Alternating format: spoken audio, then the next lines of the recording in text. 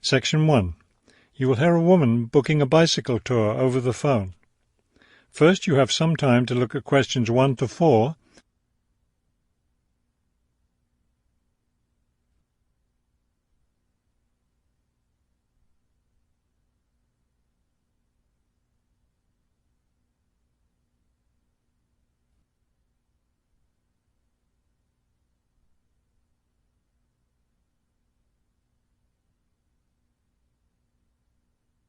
You will see that there is an example that has been done for you. On this occasion only, the conversation relating to this will be played first. Global bicycle tours. May I help you? Yes, thank you. I'd like to sign up for a bicycle tour. The man answers the phone. Global bicycle tours. So the word global has been written at the top of the form. Now we shall begin. You should answer the questions as you listen, because you will not hear the recording a second time. Listen carefully and answer questions 1 to 4. Global bicycle tours. May I help you? Yes, thank you. I'd like to sign up for a bicycle tour. Which tour were you interested in? We have the River Valley tour coming up in June and the mountain tour in July. The River Valley tour is in June. I thought it was in May. It actually takes place the first week of June. Oh, I see. Well, I can still do that. The River Valley tour is the one I want. Splendid. Just let me take your information. May I have your name, please? Carla Schmidt. That's Carla with a K, not a C. Karla. Thank you, Miss Schmidt. Address? Do you need a street address, or can I give you my post office box? A post office box is fine. It's P.O. Box 257, Manchester. Thank you. Okay, next. Will you be bringing your own bicycle, or do you want to rent one from us? I'll bring my own. Excellent. Now, we provide all the meals, so we need to know if you have any dietary restrictions. I don't think so. What do you mean? I mean, if there's any food you can't eat. Some people have food allergies or are vegetarian or have to avoid dairy products, things like that. Oh, I see. Well, yes, I'm a vegetarian. I never eat meat.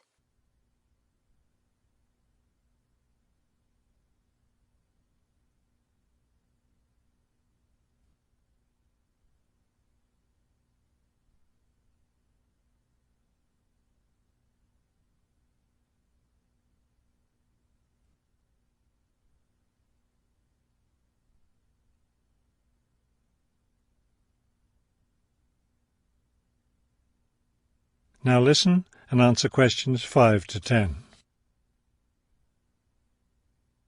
All right, I'll make a note of that.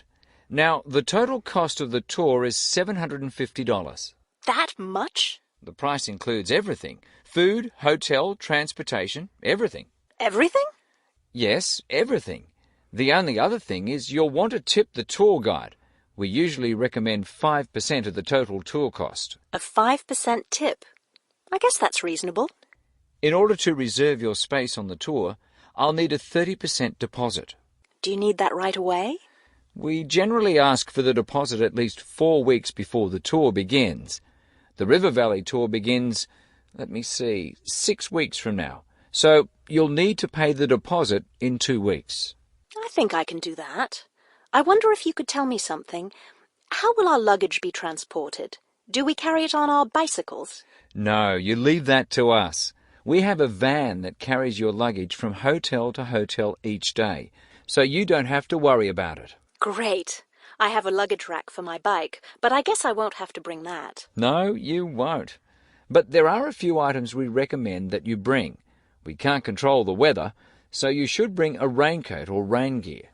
Yes, that's a good idea. And I should have my own spare tire too, shouldn't I? Actually, you don't need that, as our guide always carries some. And of course, you won't need maps either, since our guide has the route all planned. What about a water bottle? I'll need that, won't I? Yes, you should definitely have a water bottle. A camera would be a good idea too, since that tour goes through some very scenic areas. I have a guidebook of that area. I wonder if I should bring it along. We don't recommend guidebooks.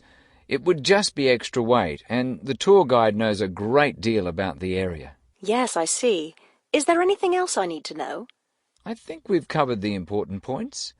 I'll send you a tour brochure, and you can call again if you have any questions. Thank you very much. That is the end of section 1. You now have half a minute to check your answers.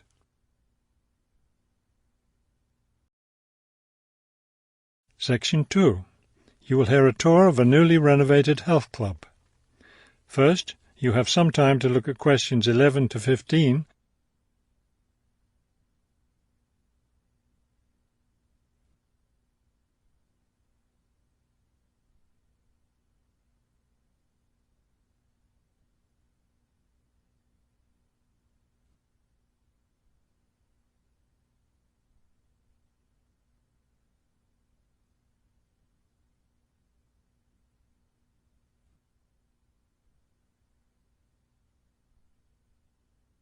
As you listen to the first part of the talk, answer questions 11 to 15.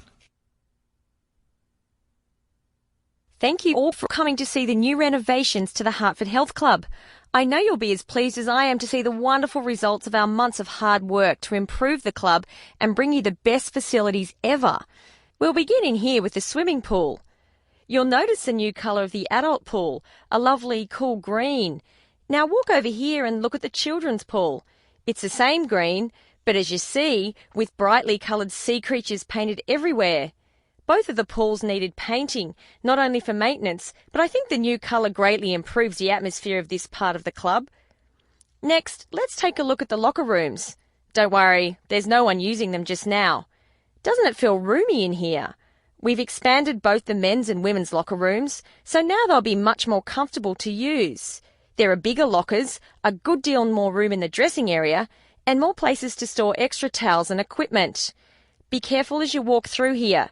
The floor's just been polished and may be a bit slippery. Let's go up to the exercise room next. Here, you'll notice a new floor. Walk on it. Doesn't that feel comfortable? It's a special material, softer than the old floor, an ideal surface for jogging and exercising. They had to move all the exercise equipment out while they were working on the floor, but don't worry, it will be brought back in before the end of today. Let's step outside now and look at the tennis courts.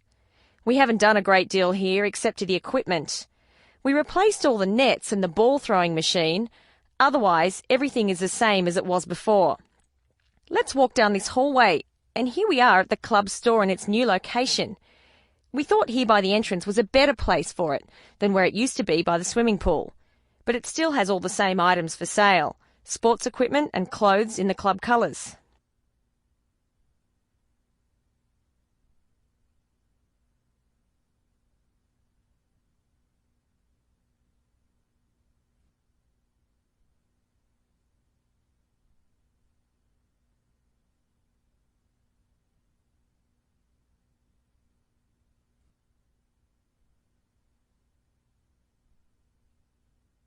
Now listen and answer questions 16 to 20. We're excited about the upcoming activities and events to take place in our newly renovated club. Now that the pools are ready for use again, swimming lessons will begin tomorrow for both adults and children. If you haven't signed up yet, you can stop by the office before you leave today and put your name on the list. If you're a tennis player, you'll be interested to hear about the tennis competition coming up on Wednesday.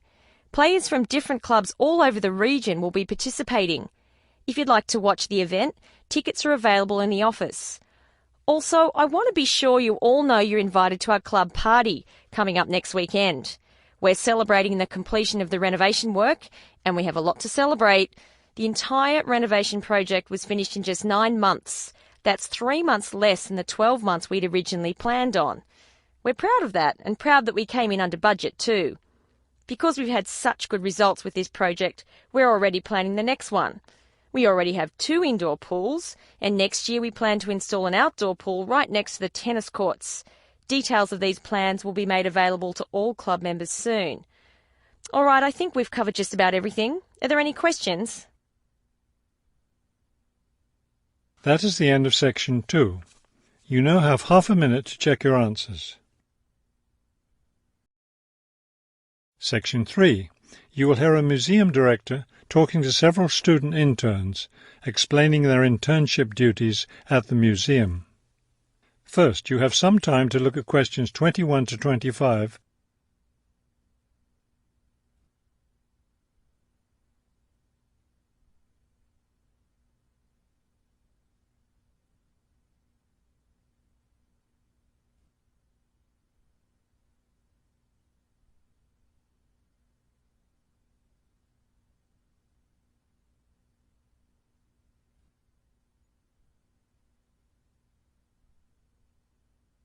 As you listen to the first part of the conversation, answer questions 21 to 25. Welcome to the City Museum of Art. I'm Dr. Shirley Johnson, the director of the museum's internship program. Today, I'll be giving you an orientation to the museum and our museum administrator's internship program. Will we get a chance to tour the museum today? Yes, we'll start right now with a tour of the building. We'll skip the basement. Most of that part of the building is devoted to art conservation, which won't be part of your internship. Let's begin here on the ground floor with the museum offices. I guess this is where we'll be spending most of our time, helping with the office work. You'll spend some time working in here so you can learn what the administrative duties involve. But you'll also get a chance to experience all aspects of museum work. This room in here is the Museum Tours office. I'm interested in that. I'd really like to help out with the tours. That's great, because you'll all have a chance to lead some tours and maybe even to develop a tour of your own, too. Let's go up to the second floor now. This is the boardroom in here, isn't it? Will we get to go to board meetings? Only members of the board of directors attend those. Now, back here behind the galleries are the classrooms. You're all welcome to attend any class you want at no charge. But we won't be teaching any, will we? No, the staff of the education department is responsible for that. Let's move up to the third floor now and the research department. Each of you will spend some time working in here. Great. I'd like to help with the research. We're working on some very interesting research projects right now. Also, as an extension of your research work, you'll probably contribute to some of the museum's brochures. I'm looking forward to that. I like writing about art. Another thing I've been hoping to be able to do is meet some artists. You're in luck then. We've planned a reception for the first day of your internship, and you'll have the chance to meet several local artists then.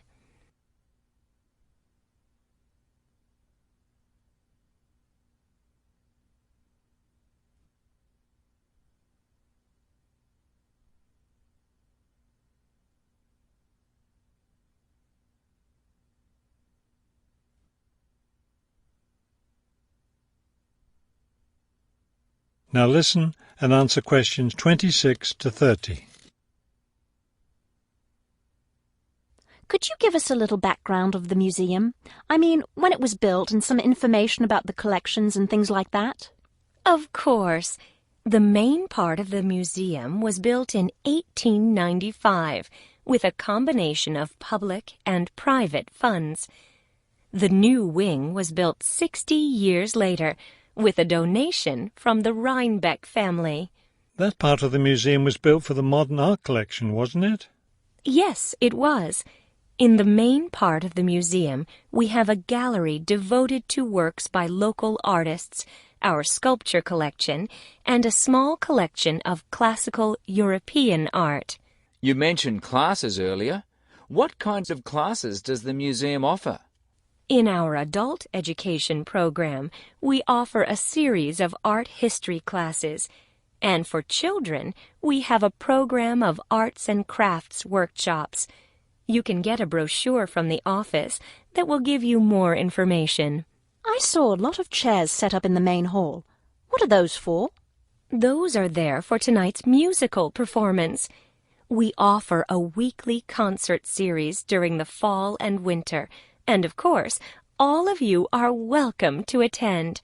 Now, if there are no more questions, let's step into my office and I'll show you your schedules.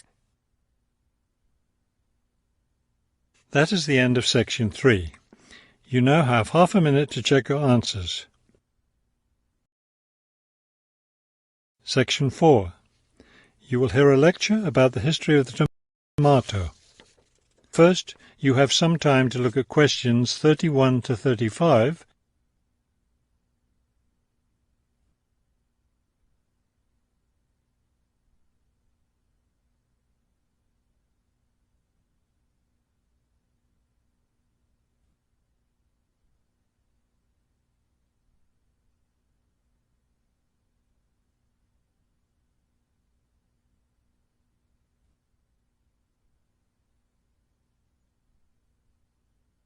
Now listen carefully and answer questions 31 to 35. The tomato is a popular vegetable, which figures in the cuisine of many countries around the world. It is particularly prominent in Italian cooking, but it was unknown in Europe until Spanish explorers brought it back from the Americas. The tomato originated in the highlands of Peru. From there, it eventually found its way to Mexico, where it was cultivated by the Aztecs. The Aztec tomato wasn't the large red vegetable we know today. Rather, it was small and yellow. When this small round fruit arrived in Italy, it was named golden apple for its bright yellow color. You'll notice I just called it a fruit. That's because a tomato is botanically a fruit, even though most everyone calls it a vegetable. The actual word tomato comes from the Aztec name for the vegetable, meaning plump thing. The tomato arrived in Europe in the 1500s and quickly became a popular food in Spain and Italy. In the late 1600s, the Italians began publishing recipes that used tomatoes. The British, however, had a different attitude toward the vegetable.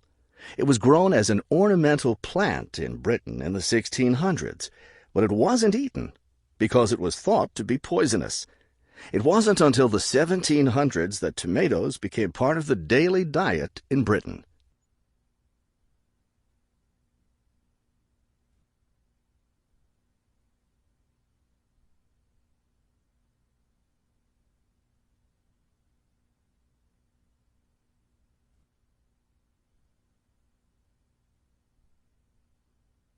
Now listen carefully and answer questions 36 to 40. In the United States, tomatoes were also used as ornamental plants rather than as food for a long time. This attitude began to change in the 1800s. In 1806, a gardener's calendar mentioned that tomatoes could be used to improve the flavor of soups and other foods. Thomas Jefferson did much to enhance the tomato's reputation as a food. He first served tomatoes to visitors at his home in Virginia in 1809. Then in 1820, a man named Robert Gibbon Johnson decided it was time to discard once and for all the idea that tomatoes were poisonous. To prove his point, he ate 1 kilo of ripe red tomatoes in public. 2,000 people gathered to watch this feat, which took place on the steps of the courthouse in Salem, Massachusetts. Amazingly enough, Johnson survived this stunt. The popularity of the tomato as a food began growing rapidly. Soon people all around the country were eating tomatoes. By the 1830s, American newspapers and magazines were publishing thousands of tomato recipes. However, all those recipes involved using tomatoes in some cooked form. Tomato salads and sandwiches were still unknown. It wasn't until a century later, in the 1930s, that it became popular for people to eat raw tomatoes. That is the end of section 4. You now have half a minute to check your answers.